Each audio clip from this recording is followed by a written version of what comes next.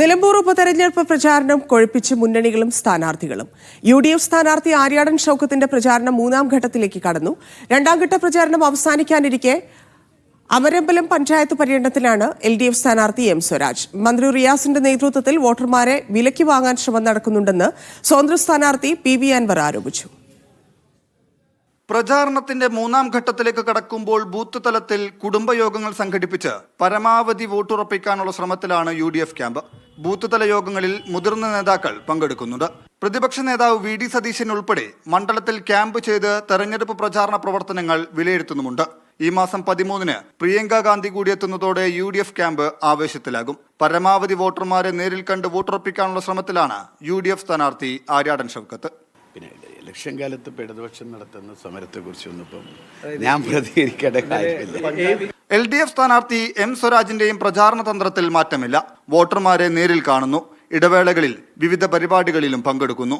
മന്ത്രിമാർ ഉൾപ്പെടെ മണ്ഡലത്തിൽ ക്യാമ്പ് ചെയ്ത് അടുക്കും ചിട്ടയോടെയും പ്രചാരണം മുന്നേറുന്നു. രണ്ടാം ഘട്ട പ്രചാരണം അവസാനത്തോടടുക്കുമ്പോൾ അമരമ്പലം പഞ്ചായത്തിലാണ് M സ്വരാജിന്റെ പര്യടനം. വഴിക്കടവിലുണ്ടായ വിദ്യാർത്ഥിയുടെ അപകടമരണം രാഷ്ട്രീയവൽക്കരിക്കുന്നത് ശരിയല്ലെന്ന് M സ്വരാജ് പറഞ്ഞു.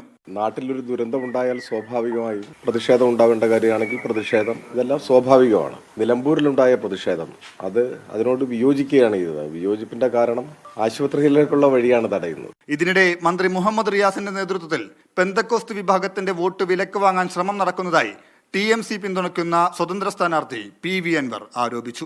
ഇവിടെ വ്യാപകമായ വോട്ട് കച്ചവടം ചില ശക്തികൾ നടത്തിക്കൊണ്ടിരിക്കുക. ഈ രീതിയിലേക്ക് തരം താഴുകയാണ് മരുമോന്റെ നേതൃത്വത്തിലുള്ള മന്ത്രിസംഘം. പുതിയ വിവാദങ്ങൾ ഉയർത്തി തെരഞ്ഞെടുപ്പിൽ കളം പിടിക്കാനുള്ള ശ്രമം PV അൻവർ തുടരുമ്പോഴും രാഷ്ട്രീയ വിഷയങ്ങളും വിവാദങ്ങളും ഉയർത്തി ജയിച്ചു കയറാനുള്ള തീവ്ര ശ്രമത്തിലാണ് LDFും UDFും. നില മെച്ചപ്പെടുത്താൻ ഉറച്ച് SDPI BJP സ്ഥാനാർത്ഥികളും പ്രചാരണം സജീവമാക്കിയിട്ടുണ്ട്. നിലമ്പൂരിൽ നിന്ന് ഷബീർ ഉമർ, ടീം മീഡിയ 1.